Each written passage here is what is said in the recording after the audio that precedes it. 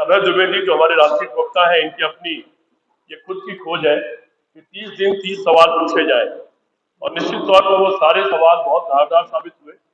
आप लोगों ने सहयोग भी किया और आपके सहयोग के कारण वो सारे सवाल जनता में पहुंचे, लाखों करोड़ों लोगों तक पहुंचे हैं। गरिमा जी हैं जो उत्तरांचल की रहने वाली हैं और बहुत ही फायर ब्रांड प्रवक्ता है, नेशनल कोऑर्डिनेटर है यहाँ पर मीडिया की। चित्रा जी मुंबई से आई है, ये महाराष्ट्र की बड़ी फायर ब्रांड प्रवक्ता है, ये वहां से नेशनल कोऑर्डिनेटर होकर आई है।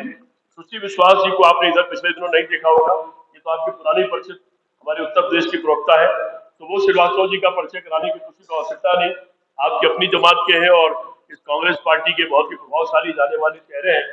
मैं इन सबका स्वागत करता हूँ, अभय द्विवेदी का स्वागत करता हूँ और अभय द्विवेदी से प्रार्थना करता हूँ कृपया संबोधित करें।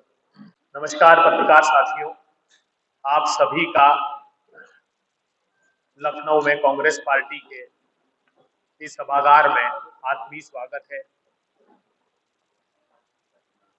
काश्याम ही काशिते, काशी सर्व प्रकाशिका। इस समूची सृष्टि में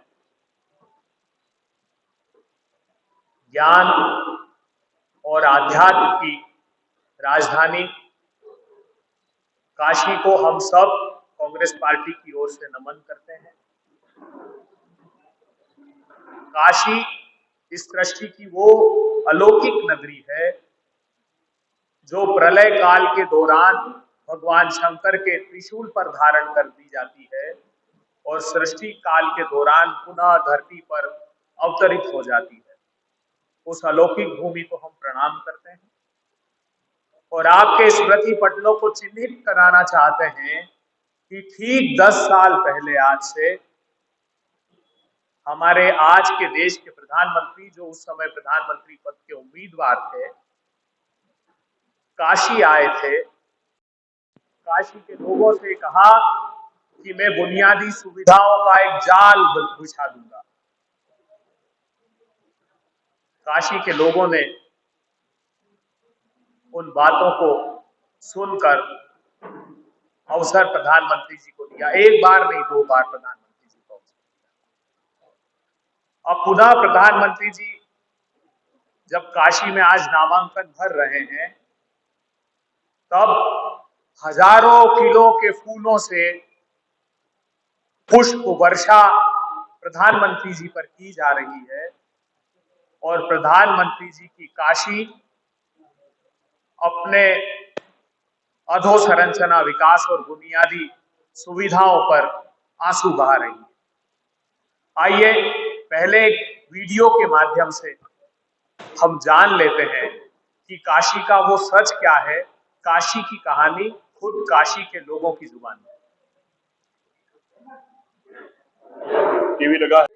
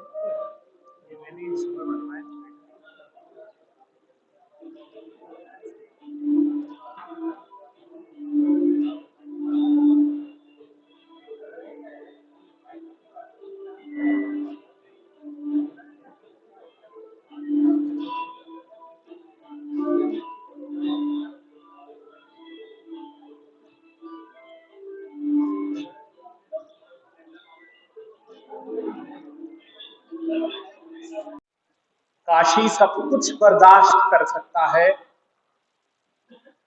मगर काशी विश्वनाथ धाम की नगरी विश्वासघात बर्दाश्त नहीं कर सकती। जो 10 वर्षों से वाराणसी के साथ विश्वासघात किया गया है, वो आपने प्रत्यक्ष रूप से देख लिया। प्रधानमंत्री जी ने मां गंगा की सफाई का वादा किया था, मां गंगा की सौगंध खाई, मगर अभी इलाहाबाद हाई कोर्ट में जनवरी में अदालत ने ये कहा, एंड आई कोट, कि सफाई नहीं कर रहे हैं या सफाई करना ही नहीं चाहते। सरकार से कहा कि क्या आपका इरादा ही नहीं है सफाई करने का? उसके पहले भी सुप्रीम कोर्ट ने कहा था कि सिंगल ड्रॉप भी क्लीन गंगा का नहीं हुआ है। आप चौंक जाएंगे ये बात जानकर कि जो सरकार ने हलफनामा दायर किया है कोर्ट में, उसमें यह कह दिया कि हाँ 40% सीवर का पानी अभी भी मां गंगा में डाला जाता है। तो मैं मेरे देश के प्रधानमंत्री से प्रश्न करना चाहता हूं कि क्या प्रधानमंत्री जी, गंगा की भी झूठी सौगंध खाई जा सकती है? एक बड़ी विडंबना देखी, प्रधानमंत्री जी ने, भारतीय जनता पार्टी की सरकार ने कहा कि हम एक आदर्श ग्राम योजना ला रहे हैं, प्रत्येक सांसद एक एक या दो दो या जितने संभव हो वो गांव गोद लेगा। प्रधानमंत्री जी ने भी कई गांव गोद लिए। वहां ये तय हुआ, दो युवा पत्रकारों ने, आप ही की तरह ओज और ऊर्जा से भरे युवा पत्रकारों ने मानस बनाया कि हम जाकर देखते हैं कि आदर्श ग्राम योजना का सच क्या है, और प्रधानमंत्री की कंस्टिट्यूएंसी में ही देखते हैं। तो ये जो दृश्य बताए गए थे ये डोमरी गांव के थे। सारे गांवों में उन्होंने विजिट किया। वहां ये पाया कि नल तो लगाए प्रतीकात्मक रूप से, लेकिन उसमें पानी नहीं आता। कुछ लोग हैं जो 100-100 रुपए में पानी बेचते हैं, आवाज लगाई जाती है, पानी भरकर लाते हैं तो वो भाव विभोर होकर नागरिकों ने बताया कि पानी को कपड़े से, हमारे दुपट्टों से छानना पड़ता है लेकर आते हैं जब हम खरीद कर पानी को। शौचालयों में सामान भरा हुआ है, दरवाजे नहीं, और शौचालय फंक्शनल ही नहीं, जबकि ये वादा प्रधानमंत्री ने किया था कि रोबस्ट रोड नेटवर्क दूंगा, प्रत्येक ग्राम में इंटरनेट की कनेक्टिविटी पहुंचा दूंगा, सीवरेज का जाल बिछा दूंगा, मकान बनवा दूंगा। जब वो परिवारों से बात करने गए और प्लास्टिक की पन्नी बांध कर रह रहे थे, जो दृश्य इसमें दिखाए, तब डोमरी गांव के चौहान परिवार से उन्होंने बात की।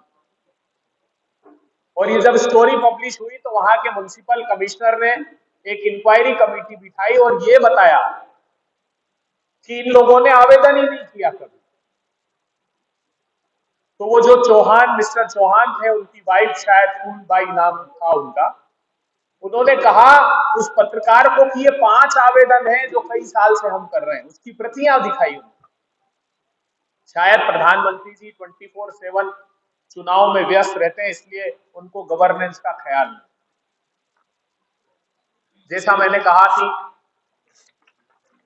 दुर्भाग्यपूर्ण बात है, पूरे हिंदुस्तान में प्रधानमंत्री जी जिस प्रांत से चुनकर आते हैं वहां मजदूरों की ये दुर्दशा है कि 230 से 237 रुपए, सिर्फ 7 रुपए मनरेगा की मजदूरी बढ़ाई, जबकि पार्लियामेंट्री कमेटी ने सिफारिश की थी ये लिखकर कि इस महंगाई के समय में कम से कम 375 रुपीज प्रतिदिन मनरेगा की मजदूरी दी जानी चाहिए। कांग्रेस पार्टी ने इसीलिए प्रॉमिस किया कि हम 400 रुपए की मनरेगा मजदूरी देंगे। अगर 94 गांव के लोग आकर प्रदर्शन करते हैं, थाने पर प्रदर्शन करते हैं, चौबेपुर थाने का दृश्य आपने देखा, जहां किसान गुहार लगा रहे कि महीनों से उनके भुगतान नहीं हुआ, तो प्रधानमंत्री जी वो परिवार का पालन पोषण कैसे करेंगे? दुर्भाग्यपूर्ण बात है, मेरे देश के प्रधानमंत्री जी ने एक बड़ा वैज्ञानिक तर्क दिया। उन्होंने कहा कि गटर की गैस से कैसे व्यवसाय स्थापित किया जाता है। देखिए साथी, गटर की गैस से पाइप लगाकर चाय बनाई जा सकती है। प्रधानमंत्री जी ये भूल जाते हैं कि आपके संसदीय क्षेत्र की गटर की गैस में मजदूर उतरकर लगातार मौत की आगोश में समा रहे हैं। प्रधानमंत्री 25 लोगों की मृत्यु हुई, उनके पास बेसिक फैसिलिटी तक नहीं है, मास्क तक नहीं। आपने मैनुअल स्कैवेंजिंग के लिए कहा था कि पूरी तरीके से उसको मैं समाप्त कर दूंगा, मगर दुर्भाग्य देखिए कि वो प्रधानमंत्री जी जो समूचे विश्व को ये संदेश देते हैं कि कैसे गटर की गैस से हम धंधा स्थापित कर सकते हैं, वहां ये गंदगी है कि उनके यहाँ, उनके संसदीय क्षेत्र में लोग एक के बाद एक गटर में उतर कर मर रहे हैं। प्रधानमंत्री जी, आपने एक वादा और किया, वाराणसी से। आपने कहा हजारों करोड़ रुपए से मैं एक पोर्ट बना रहा हूं जिसमें बड़े रोजगार के अवसर सर्जित होंगे और भाग्य बदल जाएगा।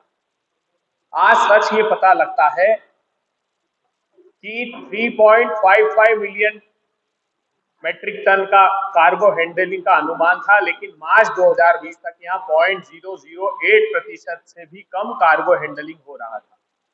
इसको प्रधानमंत्री जी गिफ्ट बताते थे। अब पता लगा है कि जो हजारों करोड़ रुपए का पोर्ट था वो अडानी जी को समर्पित, जो टेम्पो वाले हैं ना दोनों, उनमें से एक टेम्पो वाले साथी को वो समर्पित कर दिया गया। प्रधानमंत्री जी, वाराणसी आज आपसे सवाल पूछता है कि जब 10 साल और वाराणसी बदहाल, बड़बोले भाषण और झूठ की भरमार ऐसी रही 10 साल की मोदी सरकार, तो फिर क्यों आपको अवसर दें। और एक बहुत महत्वपूर्ण तथ्य यह है कि प्रजातंत्र को रोंदा जा रहा है। वाराणसी में नामांकन भरने के लिए आम लोगों के लिए फॉर्म तक उपलब्ध नहीं है। ये प्रजातंत्री हक उनका छीना जा रहा है। हम चुनाव आयोग से अनुरोध करते हैं कि वो समय रहते लोगों को नामांकन करने के लिए अपने फॉर्म उपलब्ध कराएं। आपके अगर कोई प्रश्न हो तो मैं उसका जवाब देने के लिए